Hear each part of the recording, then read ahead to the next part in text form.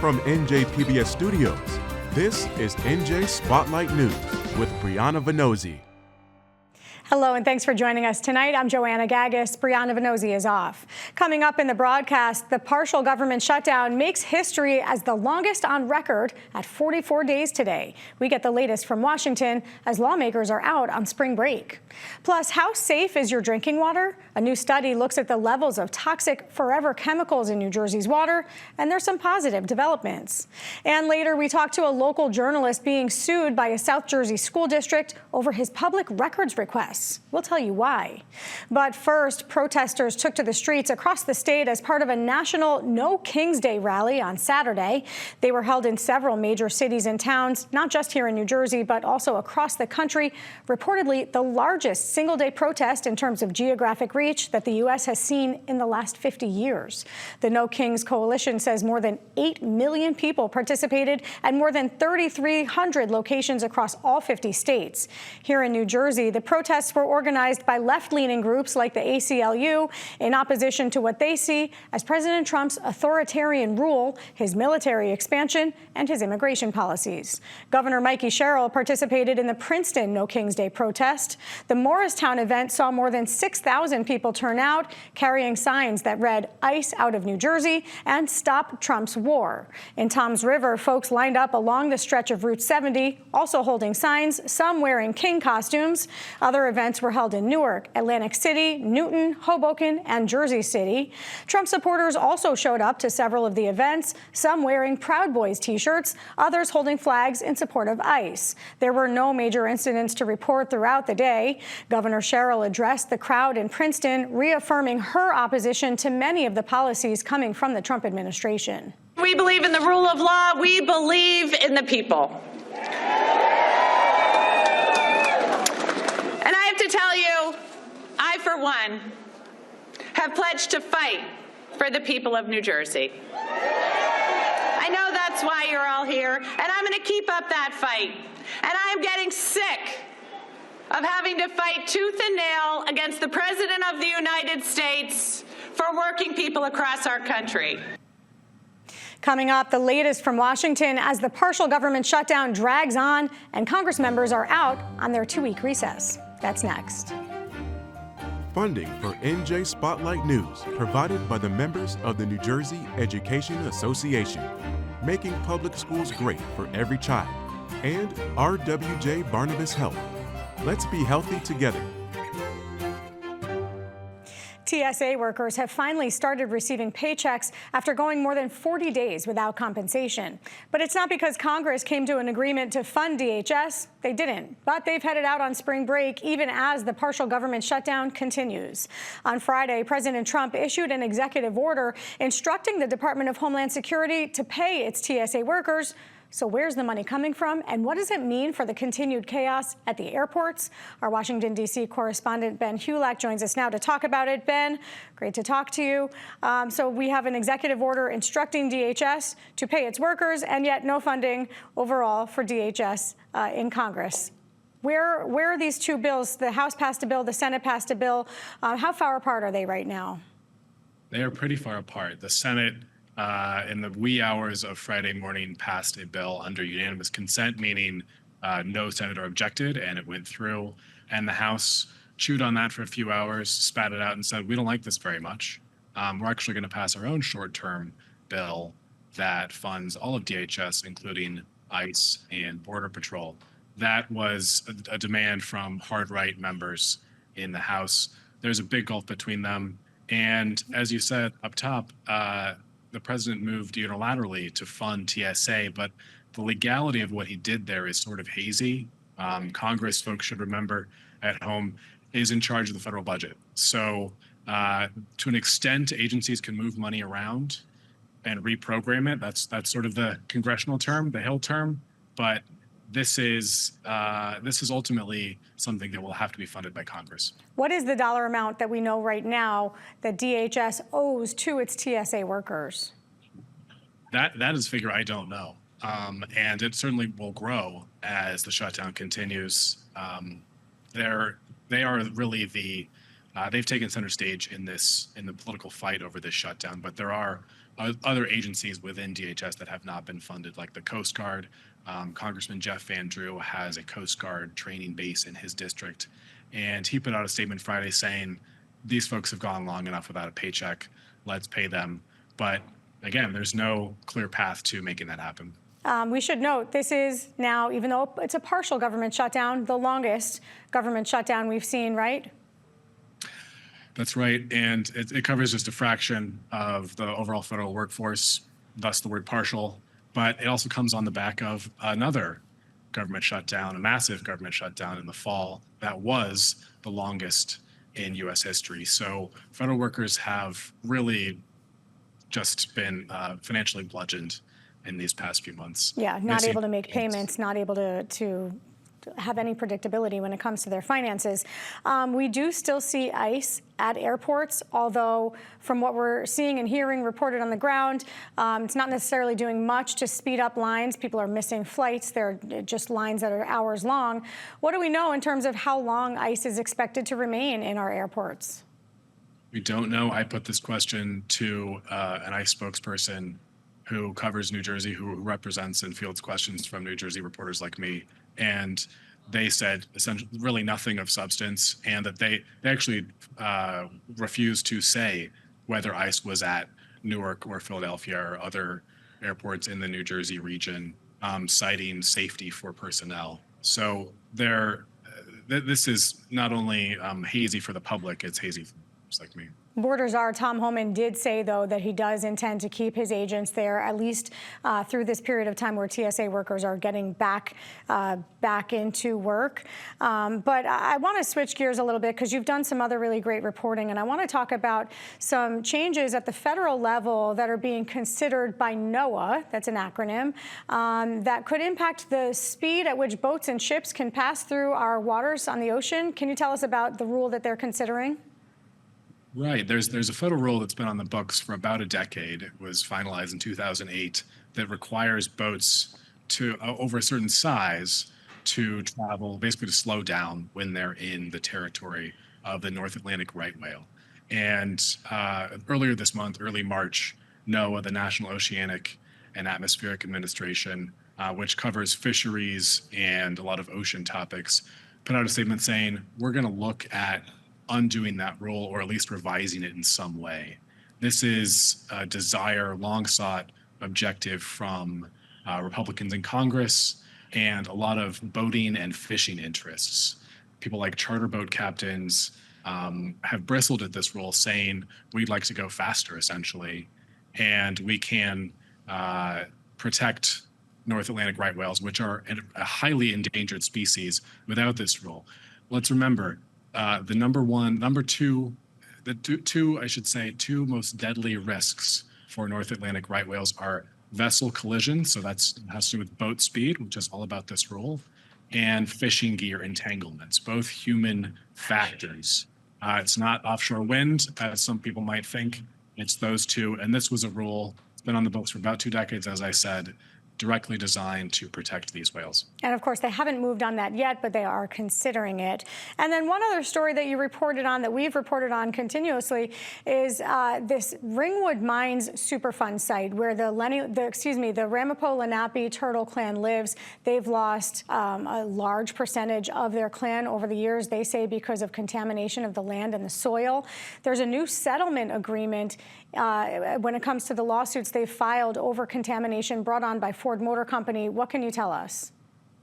Under federal law, to clean up these sites like this, Superfund sites as they're known, there are a whole lot of parties that need to be involved.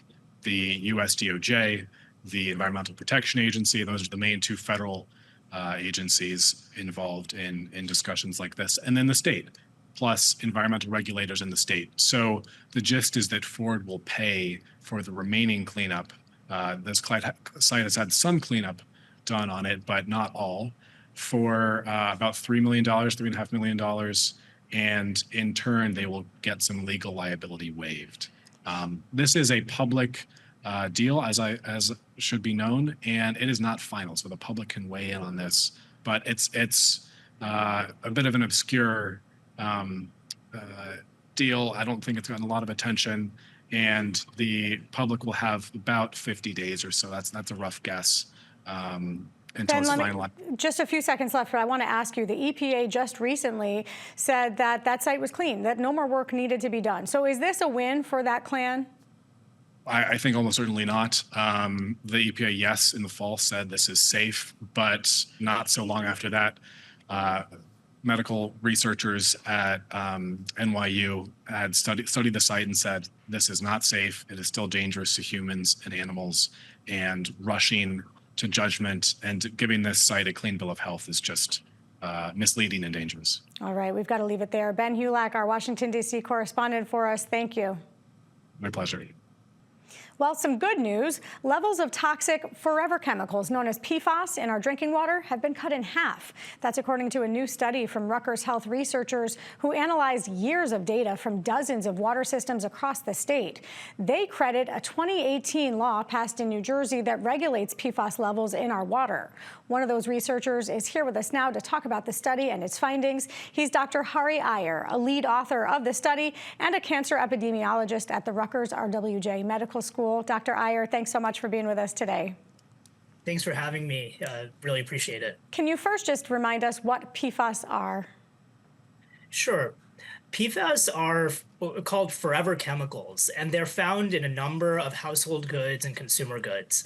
One thing that many of your audience will likely be familiar with are takeout packages. So we like these packages because they keep our food warm and they keep the soups from leaking out of the package. It's those same properties that prepare food and keep it so nice for transport that actually lead them to be very persistent in our bodies and in the environment. You studied the last 19 years of water quality in the state when it comes to PFAS. What did you find in terms of the levels and the reductions that we've seen? So the story really starts in 2006 when really concerningly high levels of water were found in Brick Township near an industrial nearby an industrial contamination site. Over that 20-year period, we found that these levels started to drop pretty dramatically by almost half for two of the chemicals that are most strongly linked to adverse health outcomes. And so we see that as a real success of New Jersey's regulations and a number of officials and advocacy groups around the state who had been identifying these areas of contamination, reporting them to the government. So I think it's a good story, frankly. You mentioned adverse health outcomes. What are some of the adverse health outcomes associated with PFAS? Sure. So there's several areas that are sort of ongoing right now. The most important ones for people to be familiar with are immune response. So when we get sick, our ability to recover, it turns out that people with high levels of these chemicals may struggle to respond after illness. So that's one. Another area is liver function and kidney function. So PFAS, people who are exposed to high levels of these chemicals may struggle to recover with those illnesses as well. This is where, and the final area. Go ahead, I'm sorry. Go ahead, please. Well, this is where New Jersey, it gets a little bit wonky in terms of the law, but there are actually high federal standards for the amount of the limited amount of PFAS that can be in our water. But New Jersey was the first state to pass enforceable laws. Can you help us understand what that means and how New Jersey's regulation has actually started to move the needle here? Absolutely. I think that New Jersey was one of the first states to really take all this evidence from the scientific literature in humans, in toxicology, studies in animals and cells, and combine that with a really robust monitoring across the state. And so I think that it's really a great model for other states that are concerned about this to follow, combining scientific evidence on these health impacts with a surveillance system that is allowing the state to monitor changes in these levels over time. Because that is the way that in this study, we were able to demonstrate that the policy is having the intended effect. So really, this is water filtration systems that have been enforced throughout the state, yes? Yeah, so what was very interesting in our study is that we found that a lot of the water systems were taking action prior to the formal enactment of these laws. They wanted to make sure that they were able to be ahead of this because obviously it costs a lot to install granulated activated carbon mechanisms to sequester these PFAS from water. Other water systems identified wells that actually had very high levels of contaminants and were able to pull these offline. And so I think that sometimes even anticipation of the law allows businesses and water systems to take action. Well, interesting, because you did look at large water systems in this state. You just mentioned wells. I'm curious, does this law enforce the same requirements for smaller water systems, for wells that maybe are privately owned? So I unfortunately am not necessarily the expert on the policy side. I will say for our study, a limitation was we did not conduct the study in wells. And so about 10% of the New Jersey population that is served by wells, there are some concerns that because those wells aren't tested as often, there may in fact, some of these benefits and these declines that we saw may not hold in some of those areas. You said that we are down 50%. What does that mean still in terms of the level of contaminant that is in our drinking water at any given time? So it's a great question. And I think my group at the Rutgers Cancer Institute and many other colleagues across the US and the world are really trying to pin down what are these safe levels and what are the specific health impacts that we need to notify people and make people aware of. So while it's a great story to see this reduction, I think what you'll see over the next coming years is more understanding of what other cancers, for example, or some of these other outcomes that we've been talking about, we really need to be thinking about. And maybe the levels that we have today, you may see them start to change in coming years. Yeah, I was going to ask you, if we're down to 50%, is it possible to get down by 100%? Is it possible to eliminate PFAS from our drinking water? So I think that I think in public health, it's important for us to not let perfect be the enemy of the good. I think we are really interested in trying to identify what are these health risks and what are the safe levels. Sometimes perfect zero, the cost of being able to do that, because as I said, right, we don't want to be carrying around paper bags of soup from our takeout places. These chemicals do have beneficial properties to us in our adult lives. And so I think finding that balance is a real challenge and something that we need to work as scientists. We need to be working with community organizations. We need to be working with other community members in the state to really understand those issues. And just really quickly, is there anything that consumers can do on the front end to prevent those PFAS from getting into our water? Yeah, that's a great question. And there are a number of filtration systems that one can purchase at their homes. So you could add one of these filtration systems to your tap. And so before you're drinking the water, this will strip out a lot of them. The New Jersey state government has resources that I would be happy to share with you. So if your listeners and your viewers are interested, they can learn more about those. All right, Dr. Hari Iyer, assistant professor and cancer epidemiologist at the Rutgers RWJ Medical School. Thank you so much for all of this insight today. Thanks very much for having me. Local journalism often uncovers the stories that major networks don't have the capacity to report on. One local news site in South Jersey called Shore Investigates covers stories in Cherry Hill, from police to community issues and education. Well, recently, the Cherry Hill Public School District sued the journalist behind the site, Ben Shore, for filing too many OPR requests. That's an Open Public Records Act request. According to the district, Shore has a, quote, long, demonstrable history of filing numerous, cumbersome, vexatious, and at times invalid OPR requests with the board. Well, Ben Shore is here with us now to talk about his actions and the lawsuit he's now faced with. Ben, great to have you with us on the show. Before we get into the lawsuit, just help us understand the kind of reporting that you do and why you filed several OPR requests with the Cherry Hill School District. Absolutely, and thank you so much for taking the time to discuss this very important issue. So I filed a couple of requests, on average about one a month, and the district is suing me because my newsroom filed a total of 14 requests in 13 months, so about one request per month. The type of things that we requests include things like from the school district included things like public records requests, so we can analyze the district's compliance and look at how the district is doing public records, as well as also seeing who is bidding with our government, so we can kind of get a little bit of an inside look at who is trying to bid and do business with our government, whether it's local organizations that are working with our school districts or whether it is people from out of state, to just try to really analyze it. And we take Ben, that information and we publish that. And go ahead. Well, I just want to understand, you're looking at contracts that the school district has entered into? Yes, we look for things like contracts and public records requests that will help us see that type of information. And then you publish that on your website. I apologize for the interruption. Cherry Hill claims, the school district claims that these Oprah requests are duplicative, onerous, and meant to harass the board.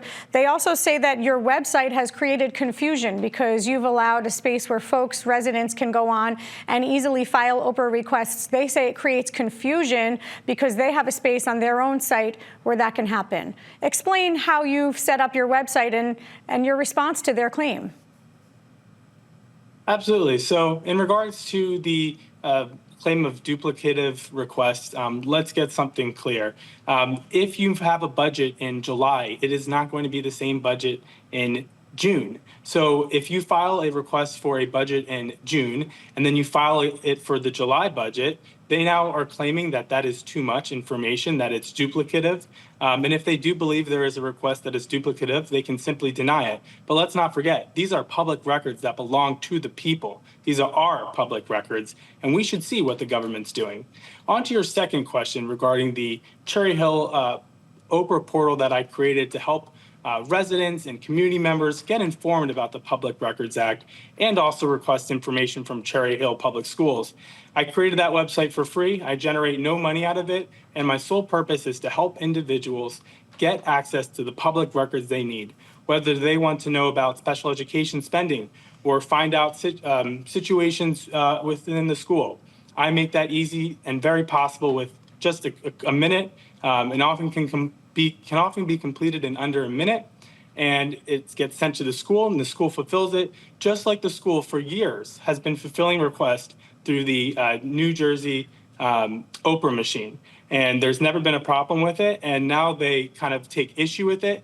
And in regards to the district's option, if you would like to do the district's request, you can. That's fine. You can go to their website and file a request. It takes significantly more time to do it on their site. I've streamlined the process, made it easy for people to do, and ensured the delivery of it. And let me ask you this, Ben, just by contrast, you filed a similar amount of Oprah requests, perhaps more even, with the township itself in Cherry Hill. How have they handled it differently than the board?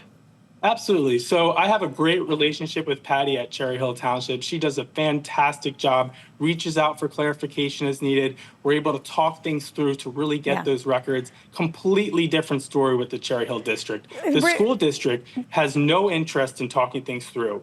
Instead, they'll either deny it, they'll delay it, or they'll hit you with the technicality.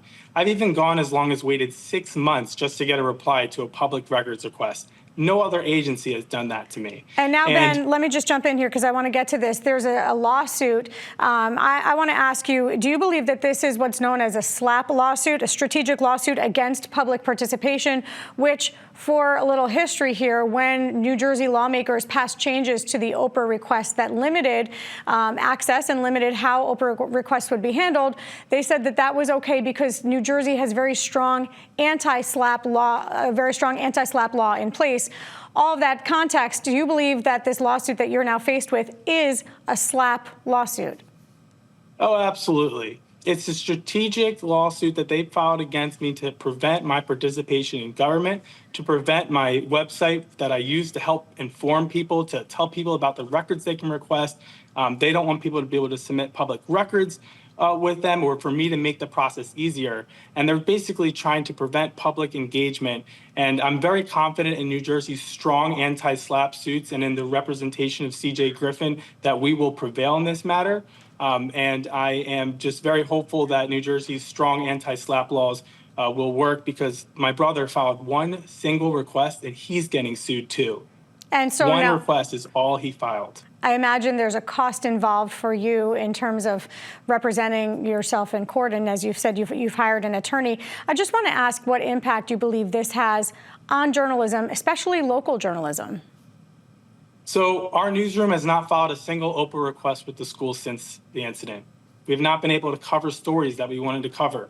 There was a recent settlement agreement that came out that I believe the public should see, but we are not willing to make a records request out of fear that we are going to get sued, brought into court because we requested a single public record that belongs to the public.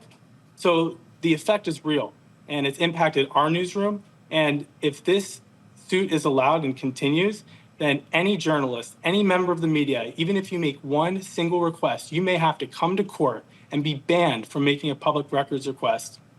All right. I appreciate all of that insight. Ben Shore, independent journalist with Shore Investigates. Thanks for coming on the show. Thank you for having me. I appreciate your time. All right. That's going to do it for us tonight. I'm Joanna Gagis for the entire team here at NJ Spotlight News. Thanks for being with us. We'll see you right back here tomorrow. NJM Insurance Group, serving the insurance needs of residents and businesses for more than 100 years. NJM Insurance Group has been serving New Jersey businesses for over a century. As part of the Garden State, we help companies keep their vehicles on the road, employees on the job, and projects on track. Working to protect employees from illness and injury, to keep goods and services moving across the state. We're proud to be part of New Jersey. NJM, we've got New Jersey covered.